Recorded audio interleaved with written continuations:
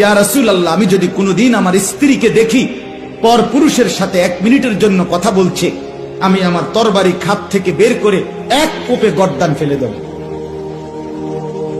সাহাবীরা, হাদিসে আছে, সাহাবীরা চিৎকার করে উঠছে আল্লাহু আকবার কইয়া খুশিতে। আরে কইল কি রে ভাই? নবীজি তখন, হাদিস আছে, নবীজি সাল্লাল্লাহু আলাইহি সাল্লাম বললেন, আতাজাবুনা মিন গায়রাতি সাদ, আরে তোমরা আমার সাদের গায়রত, আত্মমর্যাদা দেখে অবাক হলা? অবাক হলা?